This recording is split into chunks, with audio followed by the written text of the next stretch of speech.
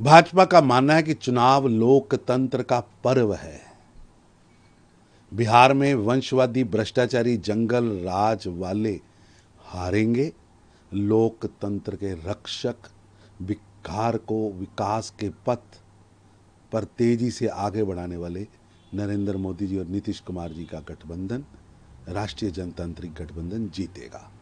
20 साल से एनडीए सरकार ने सड़कें, बिजली, पानी, कानून व्यवस्था में ठोस कदम उठाए। ये बिहार की प्रगति का ट्रेलर है। प्रधानमंत्री मोदी और एनडीए सरकार ने महिलाओं और युवाओं के लिए ऐतिहासिक कदम उठाए। 75 लाख महिलाओं को स्वयं रोजगार के साथ जोड़ना और उनके खाते में सीधा 10,000 रुपया पहुंचाना और 62,000 करोड़ की योजनाएं युवाओं के लिए शुरू करना। विकास और सशक्तिकरण का ऐसा मॉडल पूरी दुनिया में नहीं मिलेगा। ये चुनाव इस स्पष्ट संदेश देगा, एक और विकास और रोजगार की गारंटी वाली एनडीए और दूसरी ओर अराजकता और झूठे वादों में डूबा हुआ वंशवादी जंगल राज वाला विपक्ष। बंगाल की स्थिति दयनीय है। सीधे तौर पर टीएम्स की अत्याचारी राजनीति, तुष्टीकरण की राजनीति जिम्मेवार है। जिस तरह खगेन मुर्मू के साथ, वहां विधायक सांसदों के साथ, पॉलिटिकल कार्यकर्ताओं के साथ जिस तरह की घटनाएं हो रही, दुर्भाग्यपूर्ण है। ममता बनर्जी की अहंकारी निर्मम सरकार में बंगाल की कानून व्यवस्था पूरी तरह चरमरा चुकी। सांसद, विधायक तक सुरक्षित नहीं है। आम जनता का अंदाजा इससे लगाया जा सकता है। राज्य में गुंडा राज और माफिया राज हावी हो चुका है। जहां रक्षक ही बक्षक बनकर हमले और हिंसा और आगजनी करा रहे हों, ये दुर्भाग्यपूर्ण है और लोकतंत्र के लिए शर्मनाक है। बंगाल की जनता बदलाव चाहती है क्योंकि ममता सरकार अब विकास नहीं, हिंसा करा रही है। भय और अराजकता का वातावरण बिहार में बना हुआ। आप खुद तो राहत कार्यों में सबसे पीछे है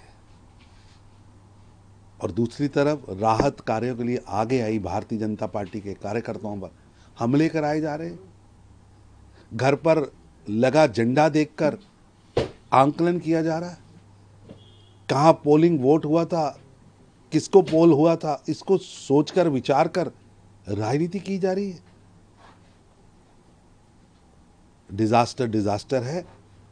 उस डिजास्टर से हर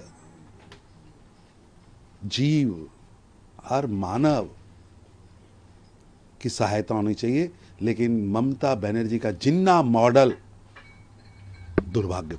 कांग्रेस नेताओं का पाकिस्तान से नापाक रिश्ता अब बार बार सामने आ रहा है।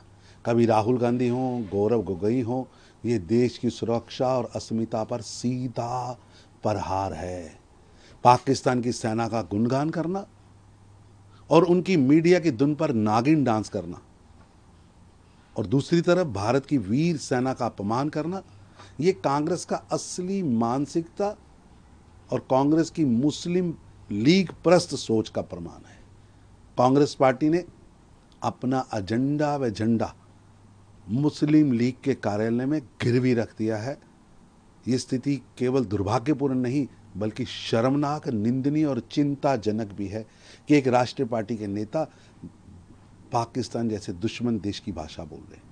भारत की जनता इसे कभी बर्दाश्त नहीं करेगी और कांग्रेस की पाकिस्तान प्रस्त राजनीति और भारत विरोधी शक्तियों को बल देना और भारत के खिलाफ बोलना, ये निंदनीय है।